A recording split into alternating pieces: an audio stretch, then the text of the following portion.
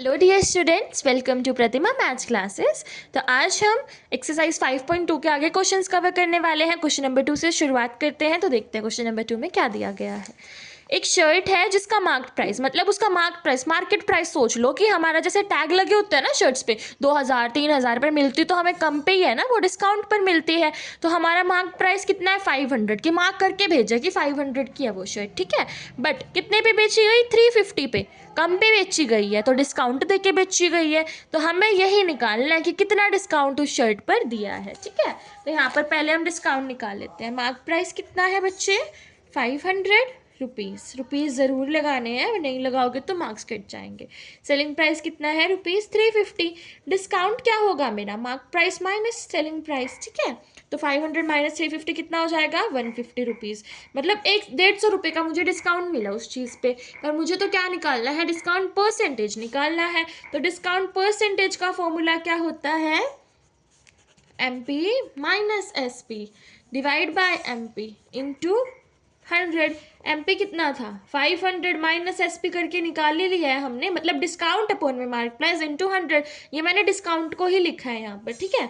तो 150 अपॉन में mark price कितना था, 500 मल्टीप्लाई बाय 100। 2 0 से 2 0 कैंसिल हो गई हमारी। 5 से हमारा 150 कट जाएगा 30 पे। तो कितने का डिस्काउंट मिला, 30% का। ये मेरा क्या हो जाएगा, इसका आंसर। अब हम चलेंगे नेक्स्ट क्वेश्चन की तरफ।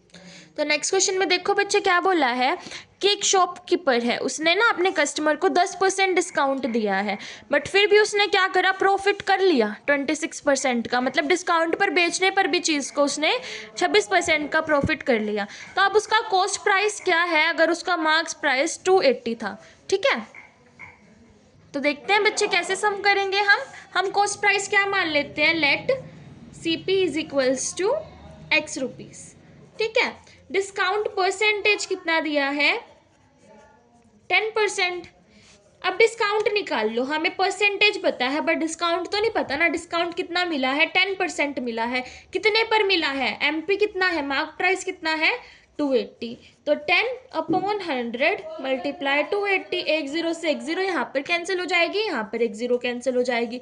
तो कितने का डिस्काउंट दिया, 28 रुपीज़ का डिस्काउंट दिया उसने, ठीक है। तो अब यहाँ से सेलिंग प्राइस निकाल लेते हैं, क्योंकि हमें पता है डिस्काउंट क्या होता है हमारा, mark price minus selling price होता है। तो यहाँ पर इस फॉर्मूले का यूज़ करके हम सेलिंग प्राइस निकाल लेंगे, MP माइनस डिस्काउंट। तो क्या हो जाएगा, 280 माइनस 28 कितना हो गया, 252 रुपीज़ की सेलिंग प्राइस। कितने पर सेल करी उसने वो चीज़, 252 रुपीज़ पर सेल करी।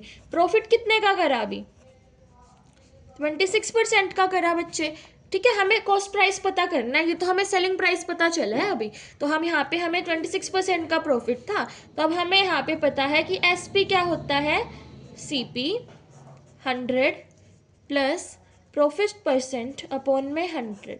हम यहाँ पर SP का क्यों, SP वाले फॉर्मूले का ही यूज़ क्यों कर रहे हैं, क्योंकि हमें SP की वैल्यू पता है, प्रॉफिट की वैल्यू पता है, इजीली हम CP की वैल्यू निकाल लेंगे, ठीक है।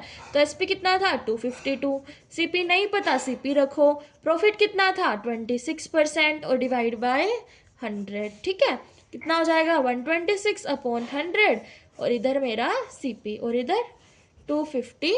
तो ये वाली चीज़ इधर आ जाएगी, 252 मल्टीप्लाई 100 अपॉन में 126 इज इक्वल्स टू CP। इससे ये काट देंगे बच्चे 2 पे, 2 इंटू 100 कितना हो गया, 200। तो उसका कॉस्ट प्राइस कितना था, 200। ये इसका क्या हो जाएगा आंसर। देखो कॉस्ट प्राइस ये था, सेलिंग प्राइस ये, मतलब फिर भी उसने प्रॉफिट पे भेजी जब उसने डिस्काउंट दे दिया था। तो ये इसका आंसर है। अब हम चलेंगे नेक्स्ट क्वेश्चन की तरफ। नेक्स्ट क्वेश्चन में देखो बच्चे क्या बोला है कि रहीम है, उसने एक वॉच ली 20% की। मार्क प्राइस था ना, उसके 20% डिस्काउंट पर उसने वो वॉच ली थी। बट जो मार्क प्राइस था उसने उसी प्राइस पर सेल कर दिया।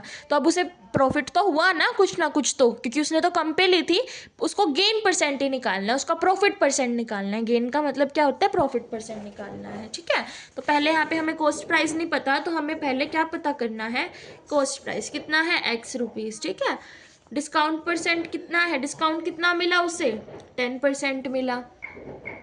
बच्चे सॉरी, हमें उस क्वेश्चन में मार्क प्राइस पता करना था। तो मार्क प्राइस कितना हो जाएगा, X रुपीज़, क्योंकि मुझे मार्क प्राइस नहीं पता है ना।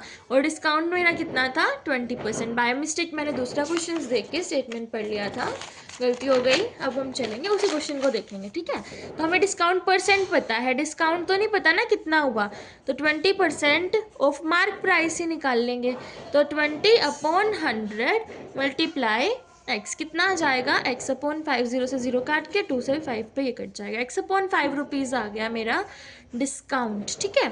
अब यहाँ पर S P given, S P क्या है इक्वल्स टू, मतलब जो सेलिंग प्राइस उसने जो बेची है वो किसके इक्वल है, मार्केट प्राइस के इक्वल ही तो है। मार्केट प्राइस किसके इक्वल है, एक्स के इक्वल है, ठीक है। तो अब यहाँ पर जो रहीम के लिए सीपी था, मतलब कॉस्ट प्राइस रहीम के लिए था, वो क्या था, मार्क प्राइस में से डिस्काउंट को कम करके वो उसने उस प्राइस पे लिया था, कि मार्क प्राइस में से भी उसने डिस्काउंट को कम कराया था।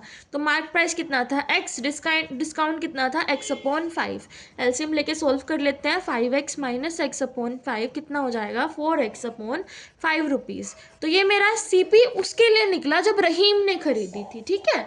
अब यहाँ पे प्रॉफिट निकाल लो कि उसे कितने का प्रॉफिट हुआ, कि मुझे सेलिंग प्राइस और कॉस्ट प्राइस दोनों पता चल गए हैं।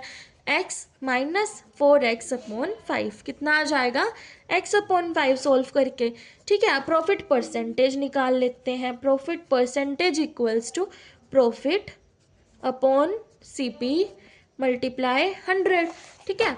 क्या आ जाएगा x upon 5 divide by 4x upon 5 multiply 100। अब ये वाली चीज़ ऊपर चली जाएगी, मल्टीप्लाई 5 अपॉन 4x मल्टीप्लाई 100, 5 से 5 कैंसिल, एक x से एक x कैंसिल हो जाएगा, ठीक है। 4 से हमारा 100 कट जाएगा 25 पे। तो उसे कितने का प्रॉफिट हुआ बच्चे 25% का, और ये किसका, इसका क्या हो जाएगा आंसर। अब हम चलेंगे नेक्स्ट क्वेश्चन की तरफ। तो देखते हैं बच्चे नेक्स्ट क्वेश्चन में क्या बोला है, कि अगर मैं किसी भी आर्टिकल पर, किसी भी चीज़ पर 12% का डिस्काउंट देती हूँ उसके मार्क प्राइस पर, तो उसे कितने पे बेचा गया है 880 पे। डिस्काउंट देने के बाद का प्राइस है ये, मतलब सेलिंग प्राइस है, मार्क प्राइस मुझे निकालना है। डिस्काउंट परसेंट दे रखा है, सेलिंग प्राइस दे रखा है, मार्क प्राइस निकालना है। तो मार्क प्राइस को क्या मान लेंगे, एक्स रुपीज़ मान लेंगे। डिस्काउंट परसेंटेज है, डिस्काउंट परसेंटेज है 12%, डिस्काउंट तो नहीं पता ना, तो डिस्काउंट निकाल लो, 12% ऑफ MP, ठीक है। 12 अपॉन 100 इंटू एक्स, क्या आ जाएगा 12 अपॉन 100, 12x अपॉन 100। काट देते हैं अब इसको, ये 6 पे कट जाएगा, ये 50 पे कट जाएगा, क्या आ जाएगा 6x अपॉन 50। ये मेरा डिस्काउंट है। हमने डिस्काउंट क्यों निकाला, क्योंकि मैं 880 में से फिर डिस्काउंट वाली चीज़ को माइनस कर दूंगी ना, क्योंकि मुझे मार्क प्राइस पता करना है, ठीक है। तो यहाँ से क्योंकि मेरा फॉर्मूला ही क्या होता है वो डिस्काउंट वाला, CP माइनस SP होता है, तो वहाँ से मैं SP निकाल लूँगी easily, sorry MP minus SP होता है, ठीक है। तो यहाँ से देखो सेलिंग प्राइस कितना था 880 रुपीज़ था, तो 880 को इक्वल रखूँगी, फिर मैं मार्क प्राइस माइनस डिस्काउंट कर दूँगी, ठीक है। 880 equals to x minus 6x upon 50। तो 880 इक्वल्स टू एलसीएम ले लेंगे, क्या आ जाएगा 50x माइनस 6x अपॉन 50।